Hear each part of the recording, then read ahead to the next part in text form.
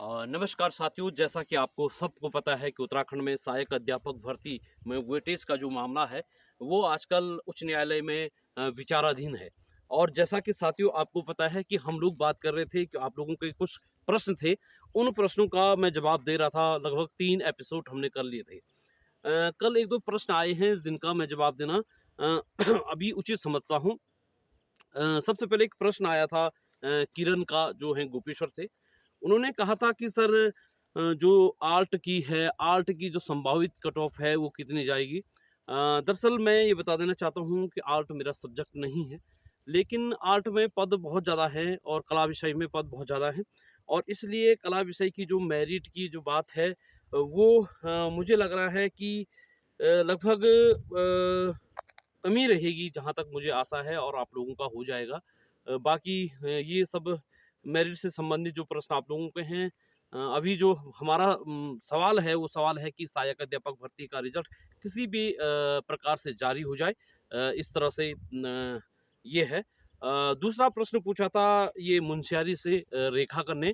मुंशियारी से रेखा पूछती है कि सर, सहायक अध्यापक भर्ती के परिणाम घोषित न होने के कारण जो हमारा प्रवक्ता है उसकी पढ़ाई नहीं हो पा रही है और अन्य जगह भी मन नहीं लग रहा है। तो ये स्वाभाविक है कि जब तक आपका परिणाम घोषित नहीं हुआ, क्योंकि परिणाम अगर न्यायालय में विचाराधीन नहीं होता तो शायद आज तक हमारे सामने परिणाम होता।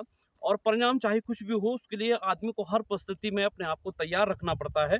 तो इसलिए मैं मानता हूँ कि एक बार ये आपके साथ नहीं, ये सबके साथ ये परिस्थितियाँ हैं कि वो बेचारा एकदम दुविधा में है, और दुविधा में होने के कारण जो है कि वो पढ़ नहीं पा रहा है। लेकिन हमें आशा एवं विश्वास है कि कल 16 तारीख को सिंगल ब्रांच में और आपका 17 तारीख को डबल ब्रांच में इस पे जो हमारी परीक्षा पर रोक लगा है, इससे ज़रूर स्टे हटेगा। और स्टे हटने के बाद जो है कि निश्चित रूप से हमें परिणाम देखने के लिए मिलेगा, और आगे की जो स्थिति होगी वो आपका स्पष्ट होगी।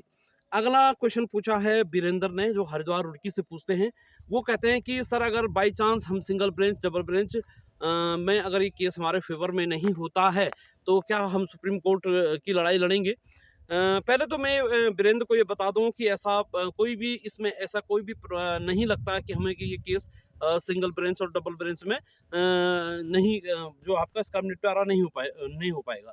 दरअसल इसका जो निपटारा है वो सिंगल ब्रांच में भी लग रहा मुझे कल, और डबल ब्रांच में तो हो ही जाएगा। सुप्रीम कोर्ट की जहां तक मुझे है वहां तक हमें जाने की आवश्यकता नहीं पड़ेगी।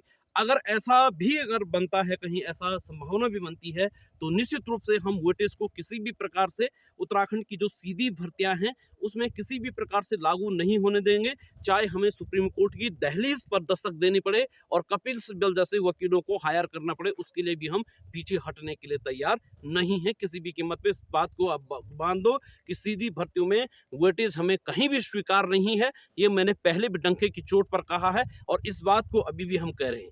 अगला उन्होंने क्वेश्चन पूछा है कि सर, अगर भर्ती का रिजल्ट जल्दी जारी हो जाता है, ये पूछा है हल्द्वानी से। महेंद्र पूछते हैं कि अगर सीधी भर्ती में रिजल्ट जारी हो जाए तो उसके बाद जो है कि जो अगला नियुक्ति की प्रक्रिया होगी वो किस प्रकार से होगी।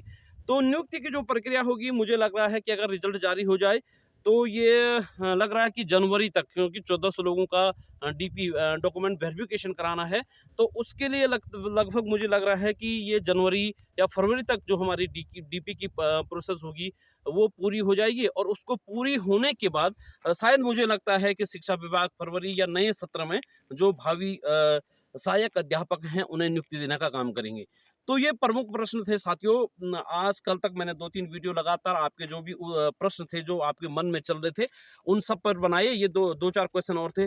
बहुत सारे लोगों ने अपने विषयों के मेरिट से संबंधित प्रश्न पूछे हैं। दोस्तों, मेरिट से संबंधित हो तो भविष्य के गर्भ में है। मेरिट का पता तभी चलेगा जब रिजल्ट हमारे सामने होगा और वो हम सब देखेंगे कि किस विषय में कितनी मेरिट रहती है। फिर भी आप लोगों ने पेपर दिया है, आप सब लोग को हार्दिक बधाई। लेकिन साथियों, फिर वो समय आ गया है कि आज 2-4 दिन हम लोग थोड़ा सा आराम से थे, क्योंकि तारीख बहुत लंबी थी। लेकिन कल अब तारीख है। मैं ये कहता हूँ कि सभी दोस्तों को बिल्कुल सचेत हो जाइए, अटैकिंग मोड पे आइएगा, क्योंकि अब स्थिति ये है कि 16 और 17 को हम लोगों के लिए बहुत ही महत्वपूर्ण है। अगर 16-17 को मानेगा 1% पहले तो 99% हमें न्यायिक प्रक्रिया पर पूरा विश्वास है कि वो सत्य का साथ देगी। आपको पता है कि हमने पहले भी कहा है सत्य पराजित हो सकता है, सत्य परेशान ज़रूर हो सकता है, लेकिन पराजित कभी नहीं हो सकता है। सत्यमेव जयते की बात हम लगातार करते रहे हैं।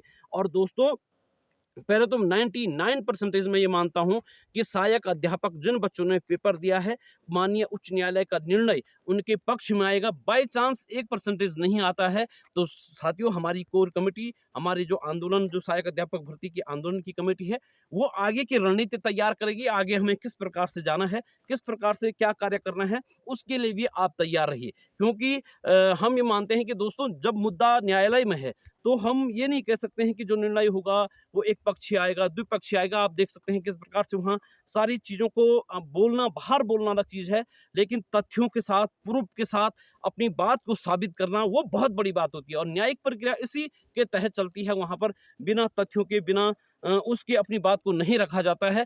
तो ये सब बातों के निचोड़ के बाद कोई जो ऐसा आपने देखा ये आप किसी एक निर्णय पर पूछा जाता है।